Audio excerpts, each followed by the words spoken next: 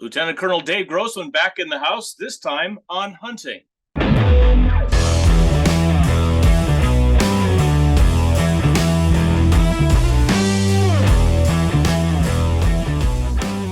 everybody, John McLaughlin. Welcome once again to all of our followers for another edition of Warrior Wednesday. And Colonel Grossman doesn't sit still. He's back with another offering, both in paper form and in audible form, a new book called On Hunting. So Colonel Grossman, how did we move from on combat and on spiritual combat, and now we have on hunting, which I think Iowans will really enjoy? Captain John, so good to be on board with you and all the great hunters and great Americans out in your state. Hey, you know, this book has been in my mind for a long time. I'm a hunter. I grew up hunting. I wrote the book on killing and interviewed more people about the act of killing, anybody in human history, continuing. But I realized after I wrote on killing, what's really at the heart of combat is not so much the act of killing as slow motion time, auditory exclusion, memory gaps, memory distortions that we didn't even realize. You know, most hunters know they shoot a deer, they don't hear the shots, their ears don't ring. Yeah, now you're still getting hearing loss. We're hearing protection. Be deaf old geezers like me, it's a pain in the butt. But how in the world could we have had 500 years of gunpowder combat and not let people know the shots get muted in combat? So that all rolled into On Combat, which has really been a bestseller during the pandemic for the medical community and PTSD and aftermath dynamics. But I always knew that at the core of who we are and what we do is the act of hunting. Mm-hmm. You know, we say in the book, like, we take it from all perspectives, you know, creative and evolutionary. But if you take the evolutionary perspective, if our species has been in existence for 24 hours, right up until the last 6 minutes, all we did was hunt. We were hunter-gatherers. It's what we were designed to do, is what we were meant to do. And there is a wholeness and a fullness and a goodness that comes out when we become part of the life cycle. Nobody is able to experience the wildness, the wilderness, like the hunter, because we are part of the life cycle. We see life taken, we honor the life taken, we take it into our body, and we know that one day we too will be food for the worms. You understand? We're deeply in, and we presented this book that the anti-hunting people are actually deeply flawed in their inability to grasp their place in the role of nature. Well, I'm vegan, right? Well, even the vegan, we have to exterminate millions, billions of rats and mice around the granaries every year.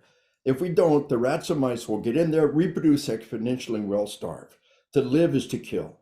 But we harvest our own protein, and we bring back this rich gift to our families.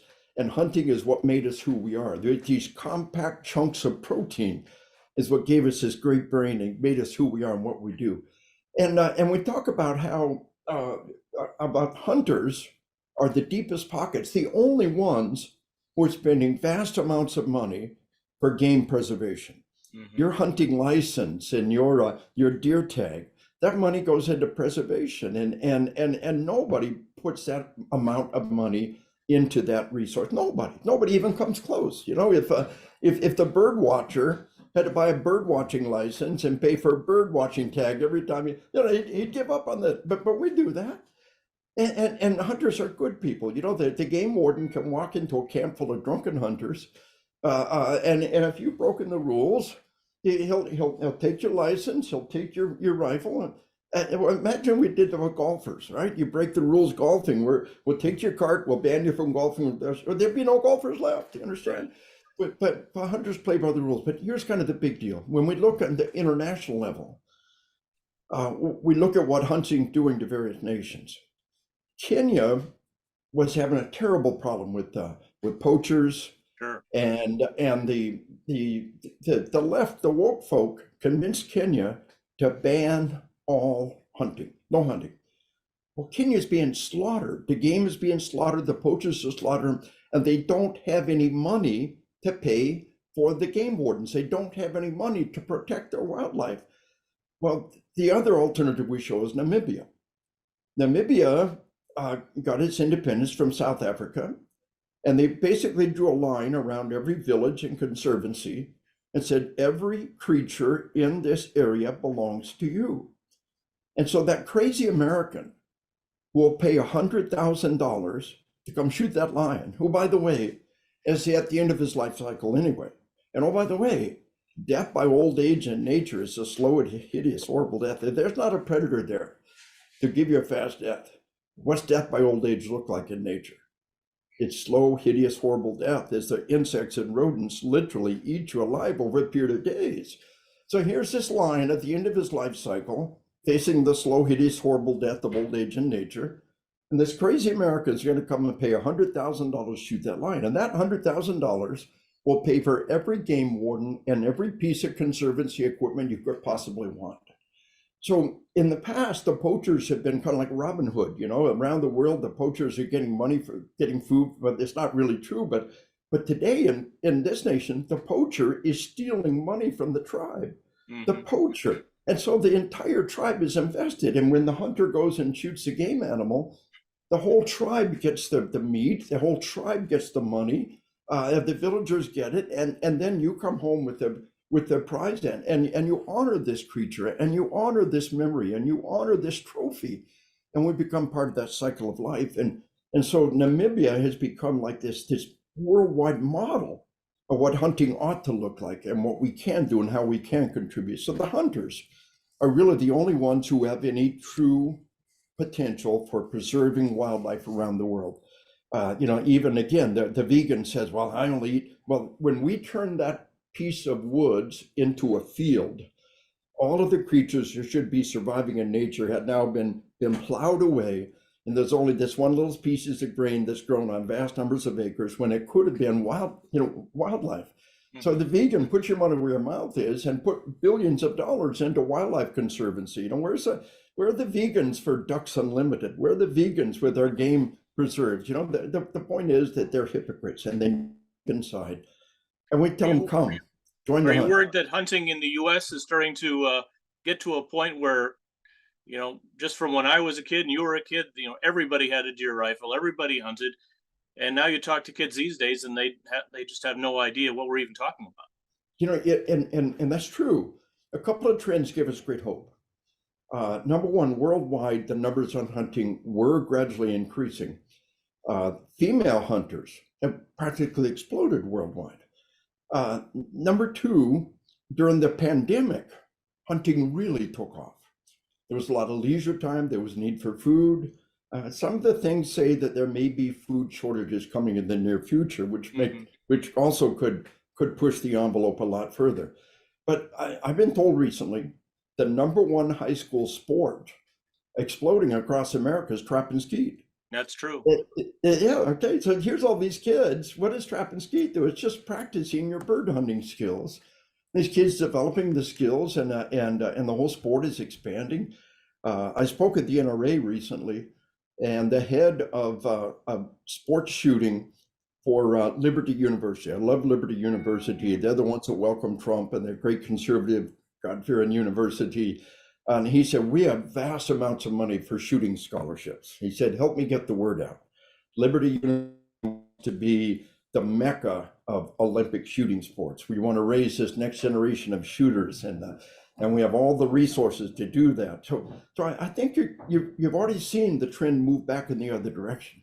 You're right. When we were kids, we had a shotgun hanging in the rack in the back of the pickup truck, Right. and we'd knock down some birds on the way to high school or on the way home, and those days, in many ways, those days are coming back. And we're reaching back into our deep roots, and it's a very good thing.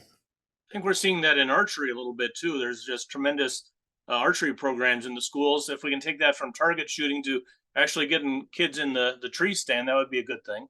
Oh, you bet. And I tell you, I'm not a bow hunter, but I live in awe of the bow hunters. That is real hunting.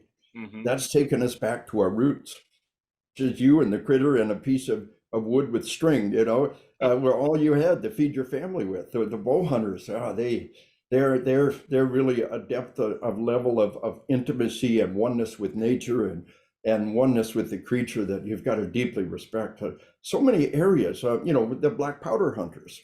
Oh, yeah. There again, we've intentionally handicapped ourselves to make the fair chase dynamic and make the dynamics of the hunt purer and more beautiful. But just getting out in the woods with that deer rifle and whacking that deer and bringing it home to the family is a deeply fulfilling thing. We say in the book, the book is very, very valuable for non-hunters. They don't understand hunting. They don't get hunting. Get this book and give it to them. And it will make them understand who we are and what we do. You're in pre-order right now, and you've also got the Audible edition. So how long before, the folks that are ordering on Amazon or whatever will have a book showing up to them or be able to download the digital version? The 7th of March on Amazon. Okay. You can order it from my website right now. Signed copies from my website, grossmanontruth.com. We've got it in stock right now. It'll be on Amazon the 7th of March, and we'll also have the audio book available. My co-authors and I did the reading for the audio book last week, and it's going to be a great audio book. It's really amazing, Captain John. My audio books consistently outsell all the other versions. People like the voice, they like what I do, they stay with an individual. My audiobooks have done real, and this one's going to be special. It's even got an outtakes reel. I don't know any audiobook ever did that. With the humor and the conversation between the authors as the process. We had this amazing sound engineer who makes us sound good. If only he could make us look good, right? You and me, we got a great face for radio, right? But we had an amazing sound engineer who's collected all these outtakes, the humor, the input, the way we fumbled, and just really makes us come alive. And it's going to be a great audio book. It's going to be a great book. Order it now through my website, grossmanontruth.com, signed copies, or on the 7th of March on Amazon. You can pre-order it now. Go rock and roll. It is currently Kindle's #1 new release bestseller, a month before it's out. Wow. You go to the Kindle edition right now, just half an hour ago it's out. It was Amazon's #1 bestseller in sports hunting Kindle under the new release headline. So go pre-order it now, and we'll be able to rock and roll. It's going to be a great book, Captain John, and it's going to be an honor to continue to be of service to you and the great people in your state. Let's wrap up with one thing. Grossman on Truth. That's a little something different than your website's been in the past, and the missions may be changing a little. Just kind of let folks know what you're doing now compared to the seminars, the sheepdog seminars, the things that Right. we've seen you multiple times in the past. Well, the brand has expanded. Here we got on hunting, we've got on spiritual combat, which a Christian Book Award finalist. And so we've really expanded. We got the truth on hunting, the truth on killing, the truth on spiritual combat. And we've really had a lot of fun with taking it in a broader direction, a bigger umbrella. Not just the bulletproof mind, sheepdog, although we talk about being God's faithful sheepdogs, Right. and we can roll that model into spiritual combat.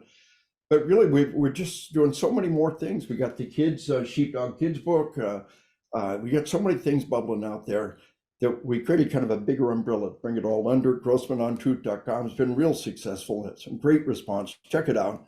I'm pretty proud of the website. They've done some great things in there.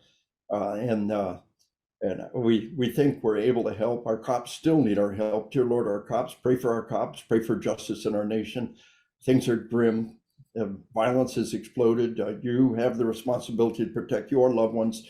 The cops can barely protect themselves, but we're doing our best to help them. And Lord willing, our nation will stand. We'll make it through these times. And it's a brave hunters and Second Amendment believers and good men and women like you and the people listening that are the hope and the best hope for our nation in the years to come. Colonel Dave Grossman, we appreciate you joining us. We appreciate you always being willing to be available to us and like I said, provide some truth. Hey, God bless you. Iron sharpens iron. There you go. Have a good day, sir.